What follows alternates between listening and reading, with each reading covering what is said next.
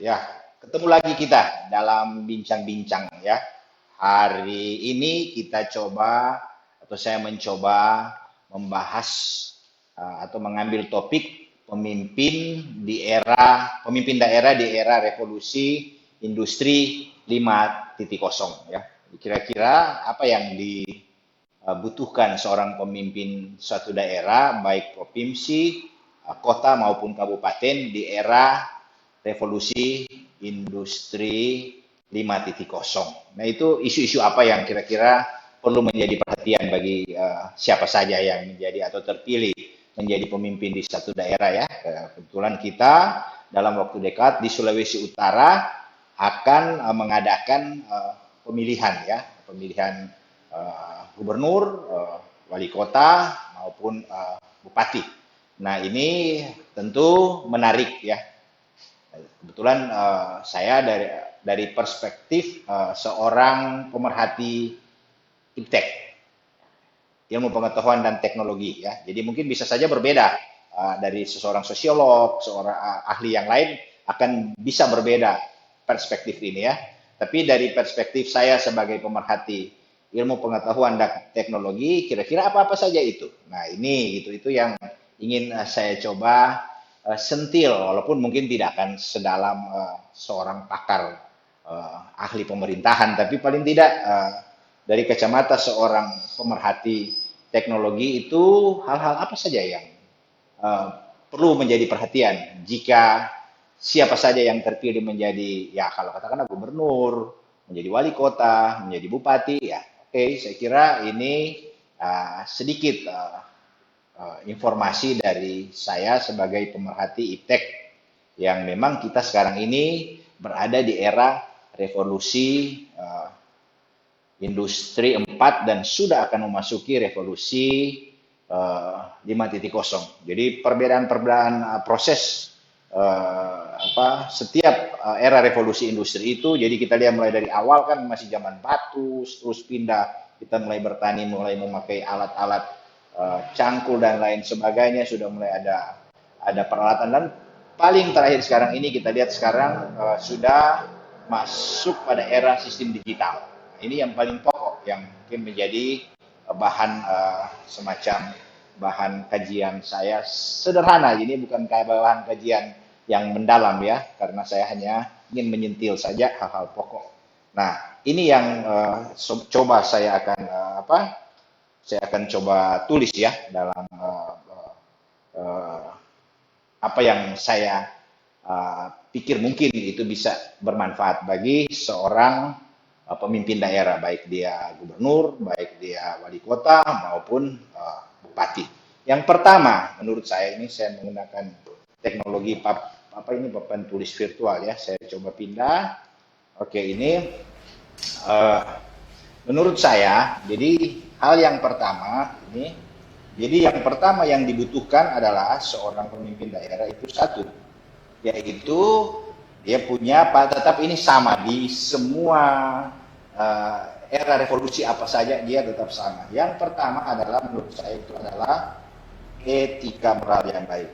Menurut saya ini seorang pemimpin paling tidak ini dia harus punya itu ya.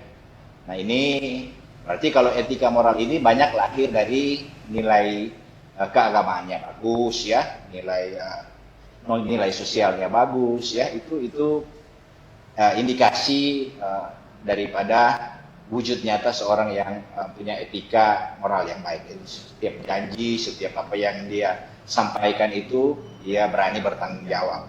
Antara lain ada banyak ya, itu bahas sendiri. Saya tidak mau bahas panjang-panjang. Tapi ini aja, kan hampir semua kita sudah tahu orang yang punya etika moral yang baik itu kira-kira idealnya seperti bagaimana. Ya, tidak ada ideal sekali, tapi paling tidak lebih banyak jeleknya daripada baiknya. Tapi biasanya orang etika moral yang baik itu nilai-nilai keimanannya cukup baik ya gitu. Satu pertama itu.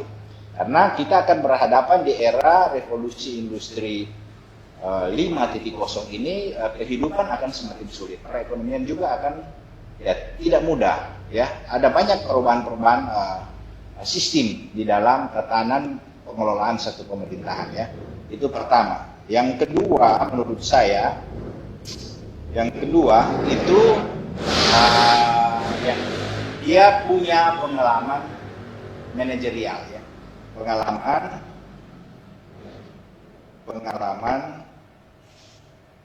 manajerial. Artinya dia pernah menjadi pemimpin lah, dia pernah memimpin apa gitu. Dan itu biasanya berhasil, baik gitu. Orang senang pada saat dia menjadi pemimpin, dia mengelola sesuatu organisasi, apa saja itu, perusahaan atau apa, itu bagus ya. Apalagi di era revolusi industri 5.0 itu pengalaman manajerial di bidang digital. Karena sistem nanti di era revolusi 5.0 sistem manajemennya akan berbasis digital. Jadi kalau dia masih berbasis manual, ini dia akan kesulitan. Jadi bagaimana kalau yang sudah generasi sudah tua dan dia terpilih menjadi pemimpin, bisakah itu? Sebenarnya tidak perlu dia sendiri menguasai itu, tapi paling tidak dia menyadari bahwa ada terjadi proses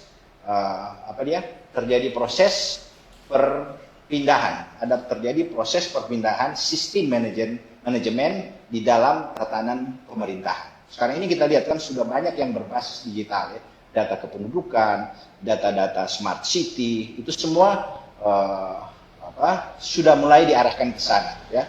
Jadi bagaimana dia memanage dalam suatu sistem manajemen yang berbasis digital. Ini yang paling penting dia harus kalau dia sudah tidak punya pengetahuan atau dia sudah katakanlah sudah oldies ya, sudah generasi yang ya lahir di era revolusi industri 3 katakanlah. Ya tentu sudah tidak menguasai sepenuhnya tentang manajemen digital. Sekarang bagaimana? Tidak apa-apa. Saya kira tetap asal dia menyadari itu dan dia mau mengikuti. Tentu dia harus mengangkat tenaga ahli yang mumpuni untuk itu. Yang dia anggap bisa memberi masukan dan mengatur, membantu dia dalam manage dia sebagai kepala daerah atau dia sebagai wali kota atau dia sebagai bupati. Nah ini yang paling penting. Jadi kemauan, masih ada kemauan. Jangan dia tetap berkutat dengan sistem manajemen yang masih konvensional. Bukan berarti manajemen konvensional itu tidak baik, tapi ya suka atau tidak suka dengan adanya manajemen sistem digital maka akan banyak terjadi efisiensi. Kemudian sistemnya juga akan berbeda dengan sistem model konvensional. Nah ini yang perlu disadari oleh nanti siapa saja yang menjadi pemimpin. Jadi dia harus ya suka atau tidak suka dia harus memahami ya.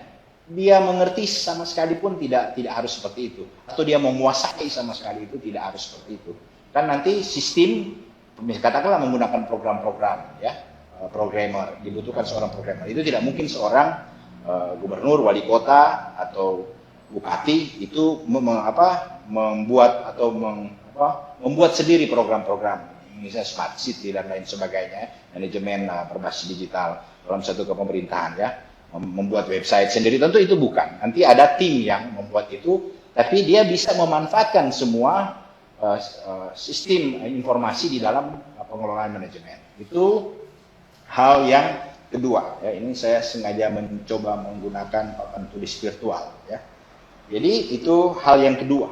Jadi dia harus mau itu modalnya, dia harus mau untuk merubah dari sistem konvensional ke sistem manajemen digital. Itu dia harus masuk.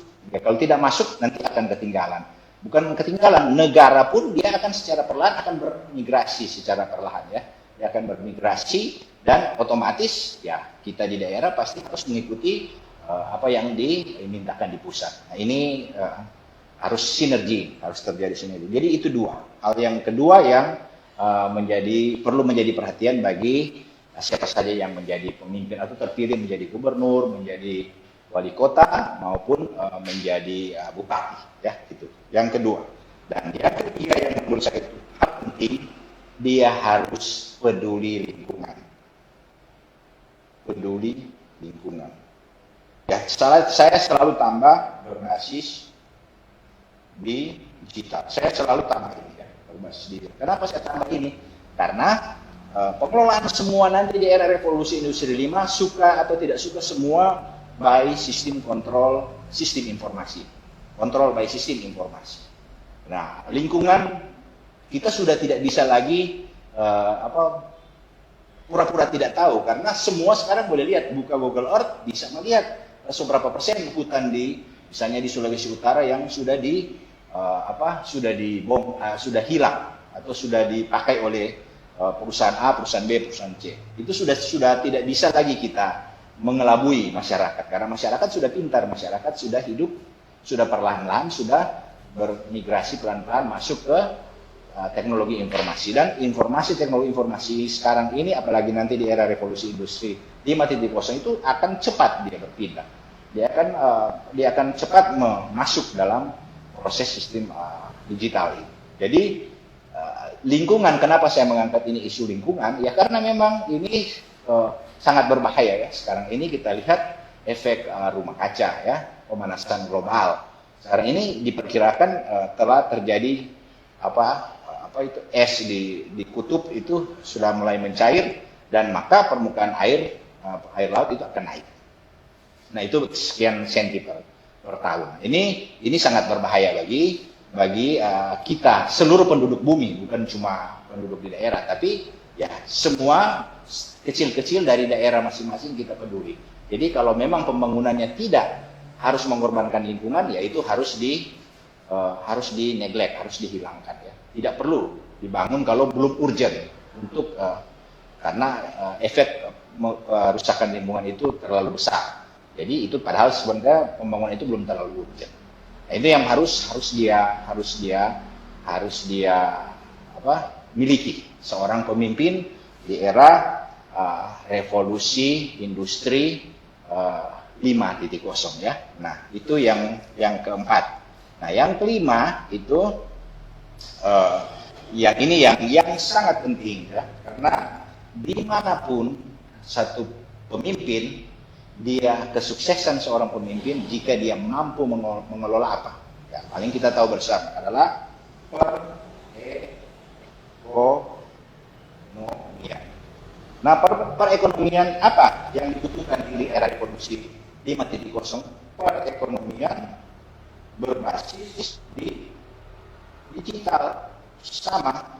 Jadi ini lima hal pokok yang harus dimiliki oleh 4 hal pokok yang harus dimiliki oleh seorang pemimpin nanti ya, kalau siapa yang terpilih menjadi gubernur, yang terpilih menjadi wali kota maupun bupati. Perekonomian. Kenapa? Karena kalau kita lihat riwayat-riwayat sebelumnya kan, misalnya Orba itu gagal karena itu kita mengalami krisis ekonomi. Ya, kita mengalami krisis ekonomi, berarti ada salah dalam pengelolaan perekonomian. Nah, ini intinya, karena kalau ekonomi satu negara yang bagus, maka dia punya 3 modal di atas ya, dia mampu mensejahterakan bangsa atau rakyatnya. Jadi karena kan seperti kita di Indonesia, kita salah satu poin yang harus dilakukan oleh seorang pemimpin, dia harus menjadikan rakyatnya itu masyarakat yang adil dan makmur. Nah, adil dan makmur ya, bagaimana dia mau makmur jika perekonomiannya dia tidak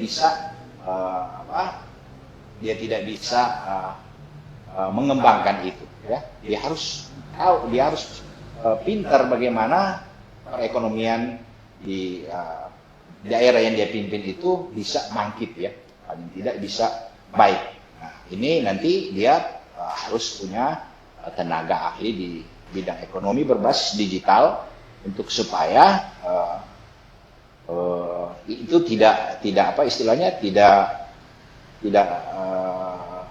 gagal dia dalam mengelola satu daerah ya. Nah, ini perekonomian berbasis digital ini yang sangat penting saat ini ya. Kita lihat semua negara sistemnya secara pelan, bank-bank kemudian lain-lain sebagainya mulai berkiprah, seperti pada sesi-sesi saya sebelumnya. Di situ kita bisa lihat, atau saya sudah jelaskan, antara lain ada pertanyaan apakah cryptocurrency ya, itu Bitcoin itu bisa menggantikan mata uang yang sekarang ini yang kita gunakan konvensional ya, dolar yang sebagai sekarang yang dominan di pasar ya.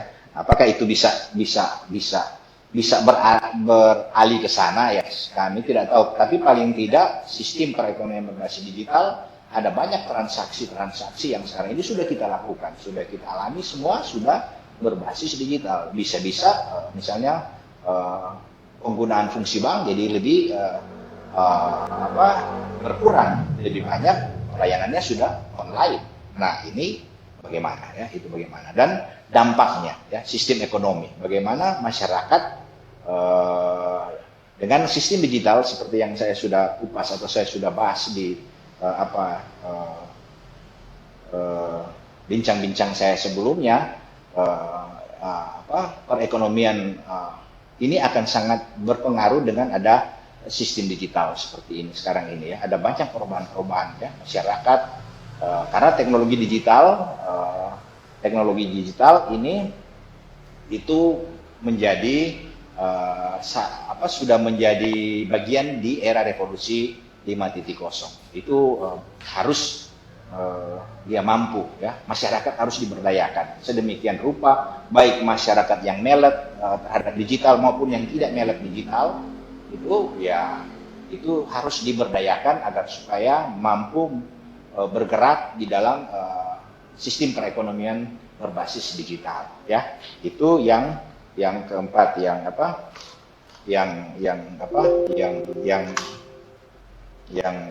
ini, dan yang terakhir ini, tunggu ya, saya harus, yang kelima itu adalah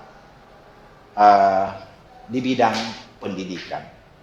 Ini ada banyak ya di pendidikan, sebenarnya banyak sih pendidikan, dan yang keenam adalah kesehatan. Jadi yang kelima itu pendidikan. Nah, pendidikan pun sekarang ini akan terjadi proses pergantian yang ya, kita lihat sekarang ini aja dengan ada COVID-19 sangat terpukul. Kemarin informasi data yang disampaikan oleh Dirjen, ya kita sudah harus melaksanakan sekarang ini semua sistem online pendidikannya ya, e-learning berbasis online. Tapi faktanya itu infrastruktur kita belum mampu menunjang sepenuhnya, terutama yang di desa-desa. Nah, bagaimana itu kita harus lakukan ya? Belum lagi ekonomi masyarakat untuk menggunakan alat-alat seperti yang katakanlah saya gunakan seperti ini,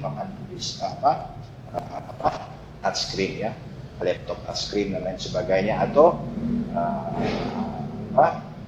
menggunakan fasilitas-fasilitas seperti ini. Banyak masih belajar menggunakan HP. Nah, bagaimana itu terlalu kecil, itu kalau sekian jam satu hari dia harus belajar menggunakan HP yang kecil, maka matanya bisa rusak. Itu syukur yang ada akses.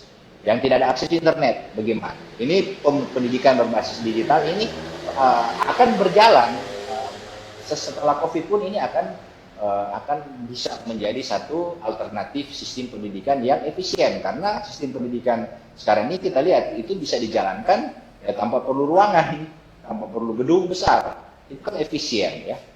Ada banyak efisiensi, cuma persoalan infrastruktur kita belum tersedia secara baik. Nah, ini yang menjadi catatan bagaimana dia seorang pemimpin, dia harus mengoptimalkan ini, mengoptimalkan sistem pendidikan yang berbasis digital.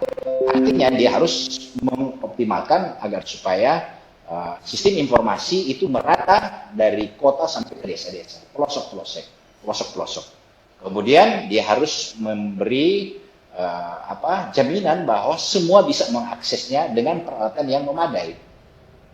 Ya, karena kalau katakanlah HP yang terlalu kecil itu untuk anak-anak belajar, pasti dia akan bosan.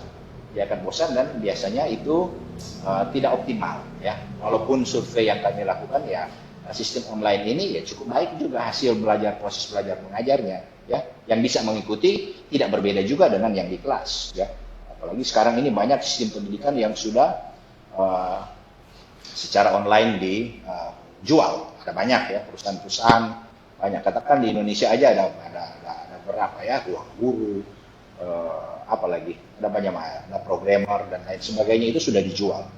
Nah ini mereka menawarkan pendidikan hibrid, pendidikan yang 1 bulan, 2 bulan, 3 bulan. Sementara pendidikan formal di kampus itu harus 4 tahun.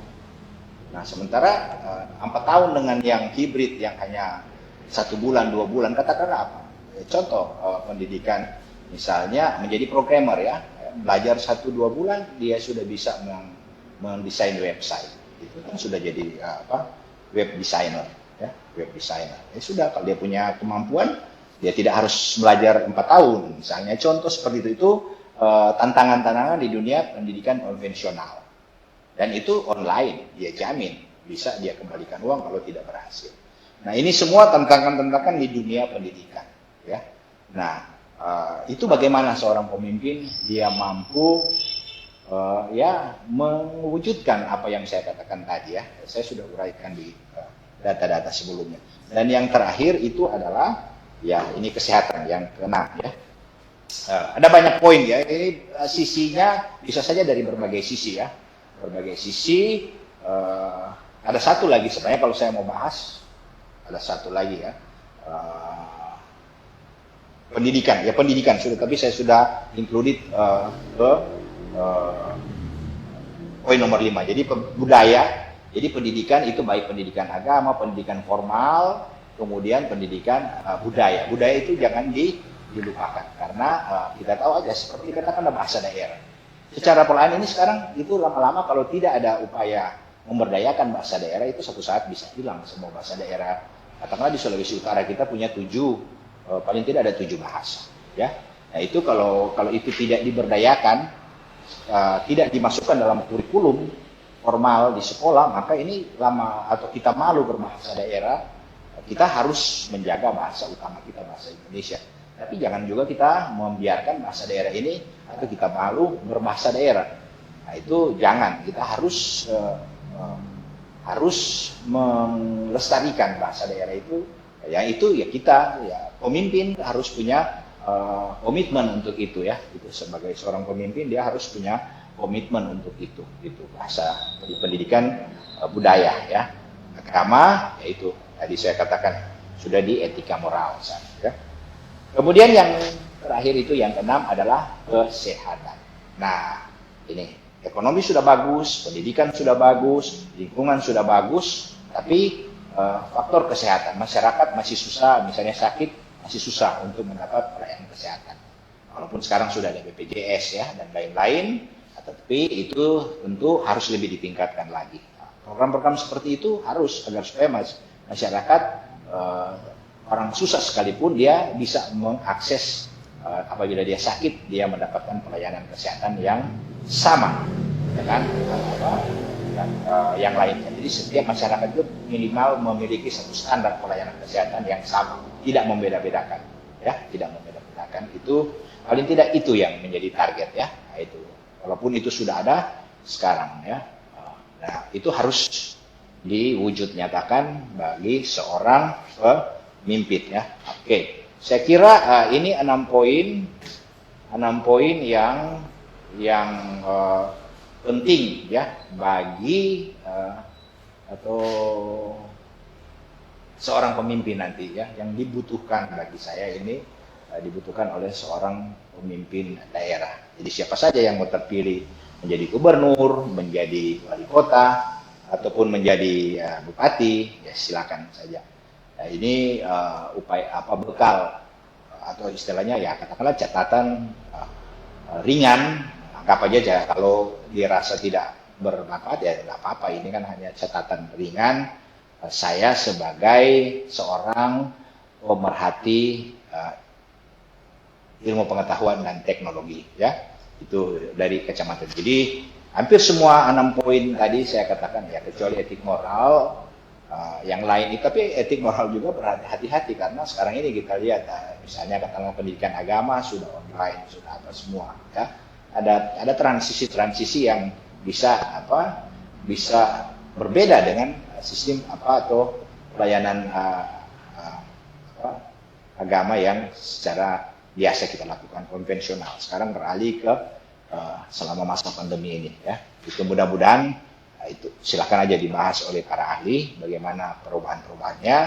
Itu para ahli boleh membahas. Tapi paling tidak ini yang saya sampaikan poin-poin catatan dari seorang pemerhati iptek ya. Nah, mudah-mudahan itu ya catatan ringan saya ini, sekaligus saya sedang menguji teknologi papan virtual ya, menulis menjelaskan virtual, cuman itu belum sudah cukup bagus ya. Jadi kalau e-learning itu bisa menggunakan teknologi ini ya, kita membuat materi kuliah ini semua bisa ya, PowerPoint kita presentasi, video kita presentasi, gambar apa saja kita boleh presentasi. Oke, saya kira ini sekian catatan singkat dari saya sebagai dari kacamata seorang pemerhati iptek. Ya, mudah-mudahan bermanfaat. Sekian dan terima kasih. Sampai jumpa lagi di acara yang lainnya, bincang-bincang yang lainnya, di topik yang lain. Oke, sekian dan terima kasih. Bye.